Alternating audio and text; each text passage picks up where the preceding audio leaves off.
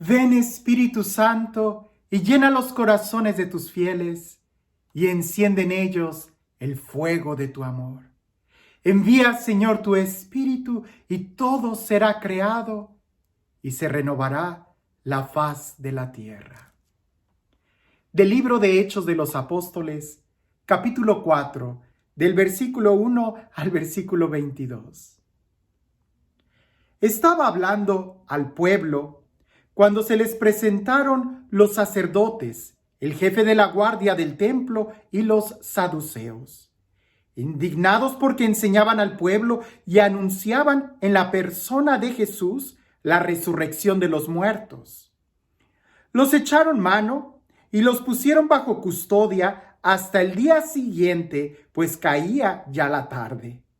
Sin embargo, muchos de los que habían oído el discurso creyeron, y el número, contando solo los hombres, eran unos 5,000. Al día siguiente se reunieron en Jerusalén sus jefes, los ancianos y los escribas, el sumo sacerdote Anás, Caifás, Jonatán, Alejandro y cuantos pertenecían a la familia de sumos sacerdotes. Los colocaron en medio y les preguntaron: ¿con qué poder o en nombre de quién habéis hecho eso vosotros? Entonces Pedro, lleno del Espíritu Santo, les dijo: jefes del pueblo y ancianos, puesto que, con motivo de una obra buena realizada en un enfermo, se nos interroga hoy por quién ha sido éste curado, sabed todos vosotros y todo el pueblo de Israel que ha sido por el nombre de Jesucristo el Nazareno, a quien vosotros crucificasteis y a quien Dios resucitó de entre los muertos. Por su nombre y no por ningún otro, tenéis a ese aquí sano ante vosotros. Él es la piedra que vosotros, los constructores, habéis despreciado y que se ha convertido en piedra angular. Porque no hay bajo el cielo otro nombre dado a los hombres por el que nosotros debamos salvarnos. Todos quedaron sorprendidos al ver la valentía de Pedro y Juan, sabiendo además que eran hombres sin instrucción ni cultura. Por una parte reconocían que Pedro y Juan habían estado con Jesús y al mismo tiempo veían de pie junto a ellos al hombre que había sido curado. Así que no podían replicar. Les mandaron salir fuera del Sanedrín y se pusieron a deliberar. Decían: ¿qué haremos con estos hombres? Todos los habitantes de Jerusalén han podido ver el signo tan manifiesto que han realizado. No podemos negar eso. Pero vamos a amenazarles para que no hablen ya más a nadie en nombre de ese, a fin de que el asunto no se divulgue más entre la gente. Los llamaron y les mandaron que de ninguna manera hablasen o enseñasen en nombre de Jesús. Mas Pedro y Juan les respondieron: pensad si Dios considera justo que os obedezcamos a vosotros antes que a Él. Nosotros no podemos dejar de hablar de lo que hemos visto y oído. Ellos volvieron a amenazarles, pero tuvieron que soltarlos porque no hallaban manera de castigarlos. Además, toda la gente alababa a Dios por lo que había ocurrido, pues el hombre en quien se había realizado ese signo de curación tenía más de 40 años. Es increíble. Me gustaría escucharte. ¿Cuáles son tus pensamientos? Porque indudablemente leer esta historia nos debe de confrontar mucho. Seguimos con el desenlace, con la cadena de eventos de aquel milagro que sucedió, de aquel tullido que está en la puerta. Luego, aquella predica hermosa que Pedro da a toda la comunidad, que nos dice que más de 5,000 personas abrazaron la fe, pero por consecuencia los metieron a la cárcel. ¿Qué cosas? Vámonos primero por partes. Cuando tú crees en Jesús Y cuando tú empiezas a vivir de acuerdo al Evangelio, es normal que no a todos les vaya a agradar. Es normal que cuando tú dejes de consumir drogas, pues los demás drogadictos se molesten contigo. Es normal que cuando tú dejes de emborracharte, pues que los demás borrachos te vean mal. Eso es normal. Es normal que cuando tú eres libre, los demás te vean raro. Cuando tú seas feliz, a los demás los incomodes. Cuando tú ya no tengas ninguna atadura, vas a ser alguien diferente. No a todos les va a agradar que tú seas libre. Eso tenlo por seguro. A los apóstoles les pasó algo parecido. Teniendo en cuenta eso, de que va a haber oposición al Evangelio, eso está clarísimo. Si tú en realidad estás viviendo el Evangelio, tienes que mirar alguna oposición, porque el mundo, como cultura, está en contra del Evangelio. Eso siempre ha sucedido. Jesús lo dijo, ¿verdad? No somos de este mundo, no pertenecemos a este mundo, el mundo les odia. Bien, segundo aspecto que es muy importante que subrayemos es de que esos más de 5,000 personas que abrazaron la fe, la abrazaron por dos situaciones. La primera, el testimonio de alguien que fue sanado, que fue liberado, que se convirtió en el nombre de Jesús, el tullido, y la predicación de la palabra.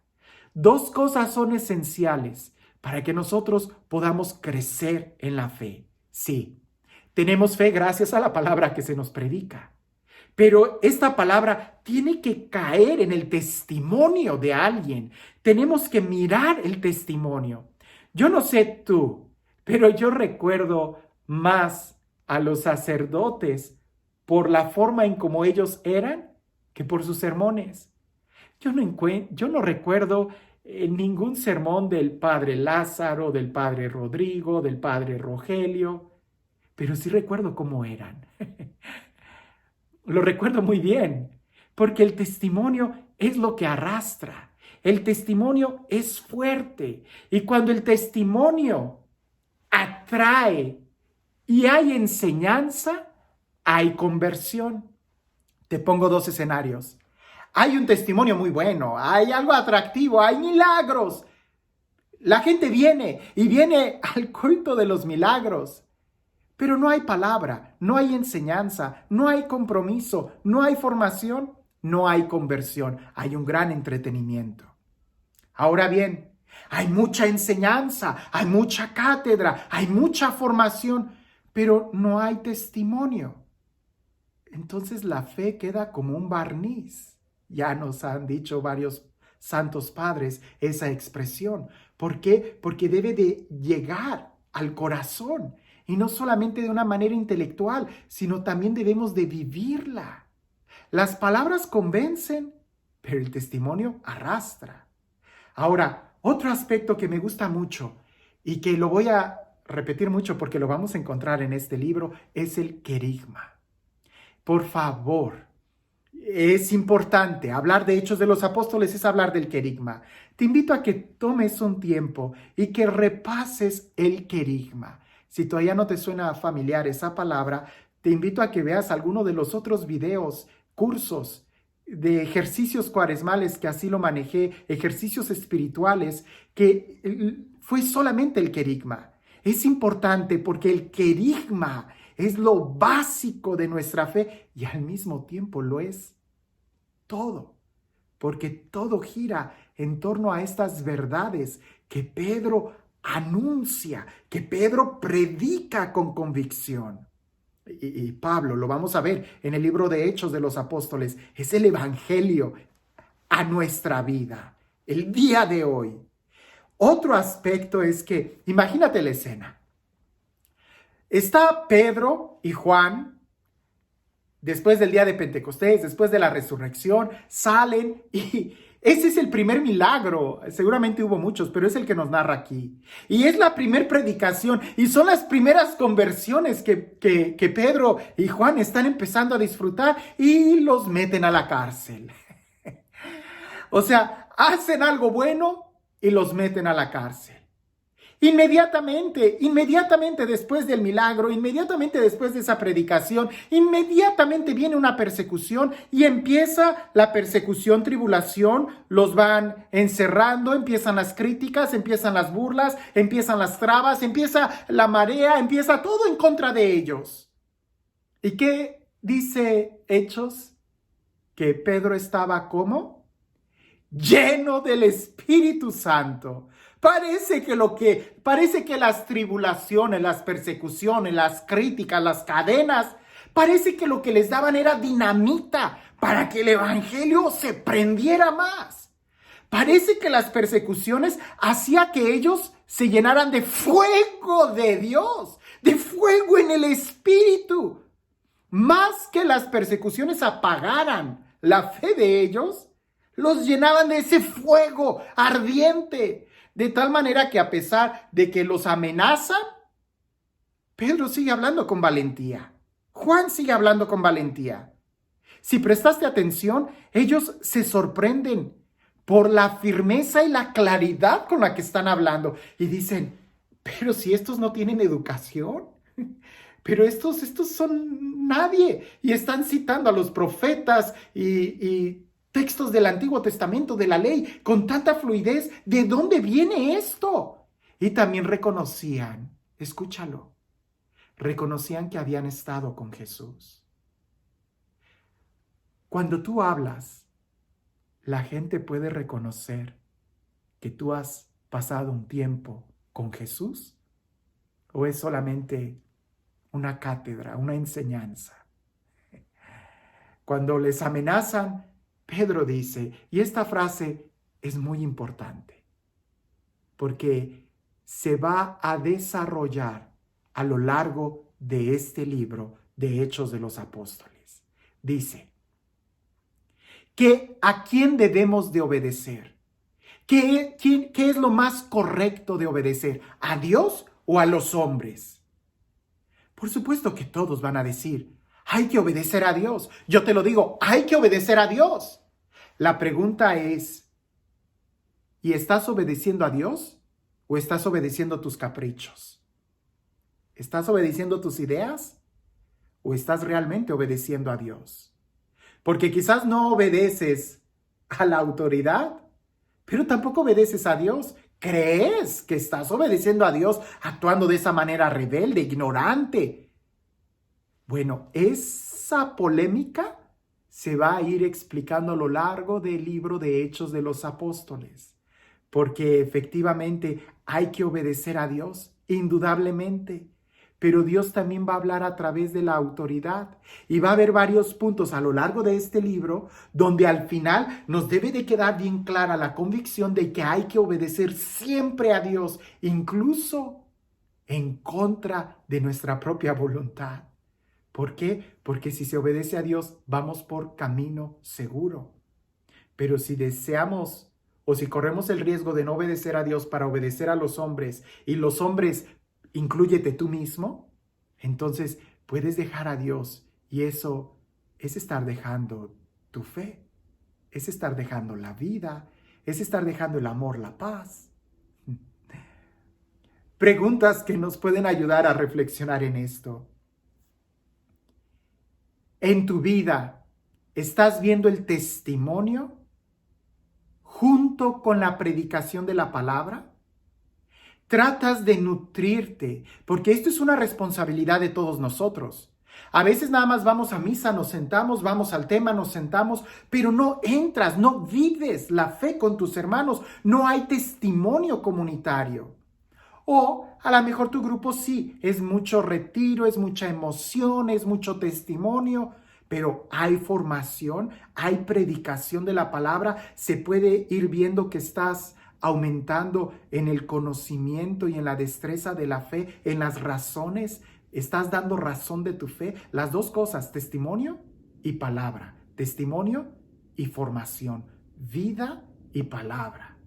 Bien, otro es, cuando hay persecuciones, cuando hay persecuciones, cuando hay problemas, cuando hay retos, cuando todo está en contra tuya, cuando te meten a la cárcel, eso apaga tu ánimo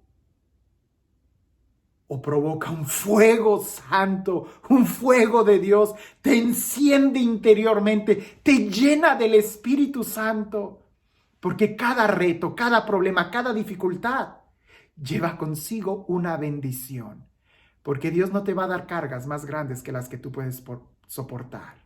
No, aquí la pregunta es, ¿estás realmente comprometido para llevar el fuego a todos los rincones? ¿O eres muy fácil de que se te apague?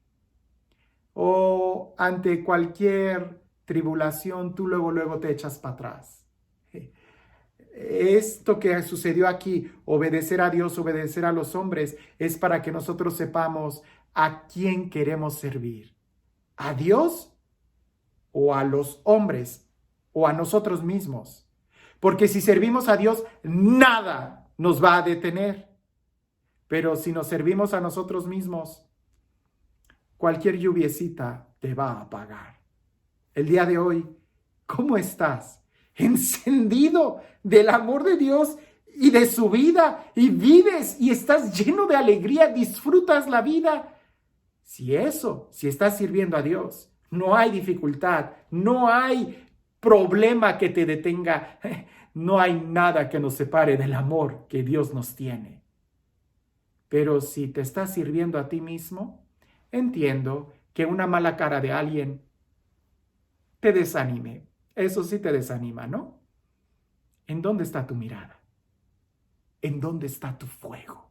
¿En Dios o en tus propias ideas? ¿Estás viendo el testimonio y la palabra o solamente el entretenimiento? Es importante, lee este texto, vuelve a meditarlo, desmenúzalo, aplícalo a tu vida, compártelo con los demás, den ideas, escribe tus propias ideas. No te quedes como un espectador, porque esto es para que nosotros nos pongamos en acción, porque caminando es donde vemos nuevos horizontes. Que tengas excelente día.